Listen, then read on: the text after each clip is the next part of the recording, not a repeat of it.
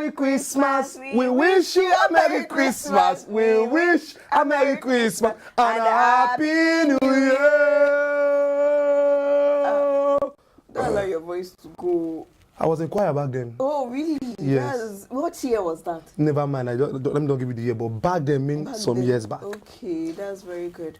So, well, happy Christmas, Merry Christmas, and Happy New Year in advance to our wonderful viewers out there. It's Christmas Eve today, and everyone is, on the 7 hours preparation level. People that will attend church tomorrow morning, and those that will be slaying on social media. And people that will be going out with their girlfriends.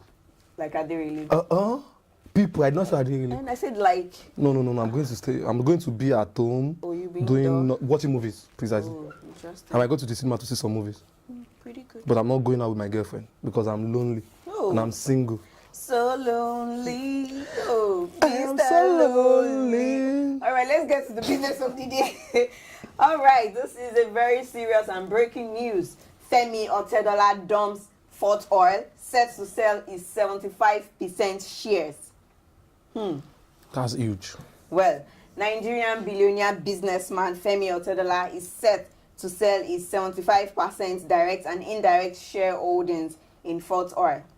This was revealed by the Nigerian Stock Exchange in a statement on its website on Monday. The statement was signed and made available to reporters by Akinleye Olagbede, the general counsel of the company. The statement entitled Notification of Divestment by the majority shareholder in the downstream business operation reads, Fort Oil PLC hereby notified the Nigerian Stock Exchange Securities and Exchange Commission shareholders and the investing communities that its majority shareholder, Mr. Femi Otedola, CON, has reached an agreement with the Prudence Energy team investing through Ignite Investments and Commodities Limited to divert of his full 75 direct and indirect shareholding in the company downstream business. Wow. Money. Businessmen they don't stay at one end. They try to move from one place to another. Before Fort Oil, there's something like Xenon Oil.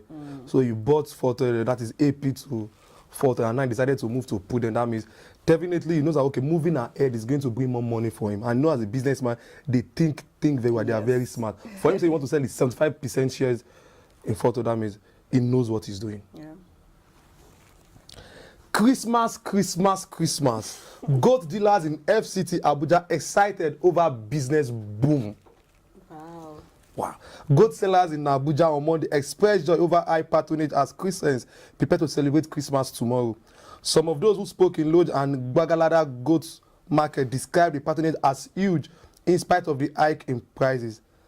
One particular person, Malam Sefolo Adam, disclosed in Lugbe that as at 12 p.m. today, he had sold more than 25 goats. Interesting. Wow. People say there's no money in Nigeria, but they are still buying goats to celebrate Christmas. It's good.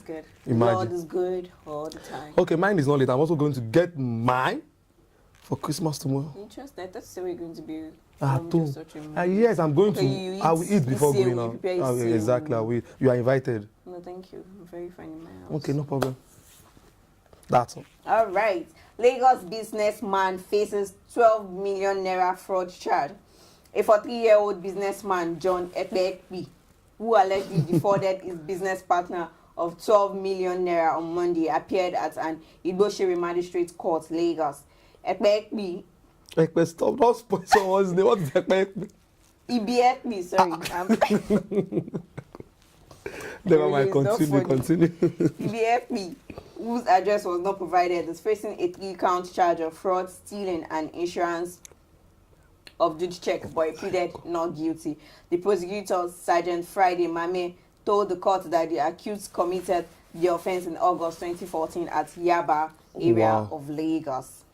2014? Yes. And the judgment is this year. Okay, there's something we need to work on in Nigeria. There's what they call delay in dispensation of justice. They need to work towards that they should reduce the fact that okay, people are going to have pending judgment. Then after 2, 3, 4 years, I'm sure a lot of people are in the prison, maybe are waiting trial. Yes, are waiting trial. Which is very, very bad and it's killing the system. This time I don't make it just of me because I'm going to call a name that I might not be able to pronounce. Interesting. So just 13 political parties adopt Patrick Obiag or Obahaigon for Senate. Our Englishman. Exactly. Please don't insult me for that name, please. The Action Democratic Party, ADP, and 12 other political parties in Edo State have adopted Mr. Patrick Obayagbon and Mr. Washington Osifo as their candidate for the 2019 National and State Assembly election, respectively. The parties under the auspices of progressive registered political parties announced the adoption of the two APC candidates at an enlarged meeting of the body in Benin on Monday, which is today. You know, I'm going to find difficult to pronounce the Oba Aigo, the Englishman. He has his own dictionary. He mixes English language, Greek, like all the kind of language together. I'm sure the next time is the 9th National Assembly will be expecting that kind of man that is going to give them a run for their English speaking. Definitely. All right. Indonesia's tsunami death toll jumps to 373. The death toll in Indonesia's weekend tsunami jumped to 373 on Monday as search team pushed on with the grim hunt for more corpses. Rescue team used their bare hands digging and other heavy equipment to haul debris from the stricken area around the Suda Strait. As thousands were executed to higher ground. Experts warned that more deadly waves could slam the devastated region after Saturday night's disaster, as questions swirled over why the killer wave caught a disaster-prone country monitors completely off guard. It was a really tragic situation in Indonesia. Indonesia, you know, I've noticed something about tsunami, earthquake, and erosion. Yes. Mostly, it's they experience this in Asian parts of the country. It seems we in Africa, not that okay, we don't experience this in Africa, but mostly it's in Asian parts of the country that they experience this kind of situation. But I pray God should help them solve it, because it's only prayers that can help them in this kind of situation. Amen. Amen. Let's go on a quick break. We'll be right back. Don't go in.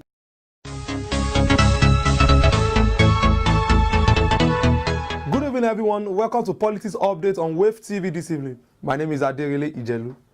The Akwa Ibom State government has rejected an application for the use of Godswill Akpabio International Stadium for the inauguration of President Muhammadu Buhari campaign in Uyo, capital of the state. Instead, the government approved the Uyo Township Stadium for the presidential campaign, which is scheduled to start on Friday, December 28th. Major General Sulaiman Kazauri, Director General, National Youth Service Corps, NYSC, has assured corps members and the entire staff nationwide of improved welfare and working conditions in 2019. Kazauri said this in Abuja on Monday in his Christmas message to corps members and staff. The message was contained in the release signed by Mrs. Adenike Adeyemi, NYSC Director of Press and Public Relations. That's all on Politics Update this evening. Don't go anywhere, we'll be right back.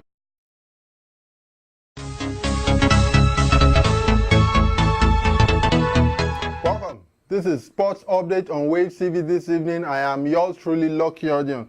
We'll be looking at what's been happening a lot around the sporting world, basically. Starting off, we'll be looking at the new boss of Bayern Leverkusen. The Bundesliga club Bayern Leverkusen have appointed former Borussia Dortmund and Ajax coach Peter Bosz as their new manager, while Leverkusen currently sits 9th in the table, and I mean, they are looking at it from an angle like we need to get away from this 9th position and up to the 1st position. Also, looking at what happened between Arsenal and Burnley when they played on Saturday.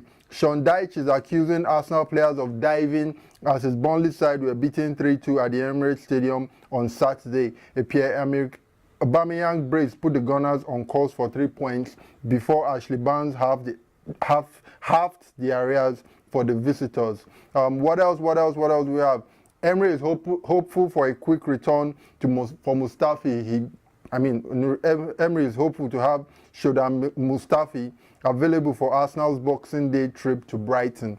The Gunners are facing something of a defensive injury crisis, with Nacho Monreal becoming the latest player to pick up a problem as he was forced off with a muscular issue. And finally, we'll be looking at the Nigerian Premier League. And Ogbede says hard work is key to Lobby Stars' progress to CAF Champions League. Lobby Stars head coach Solomon Ogbede has attributed their qualification for the group stage of the CAF Champions League to the hard work they put into the preparation for the return leg tie, which they won 2-0 to edge out Goma High on the away goal rules.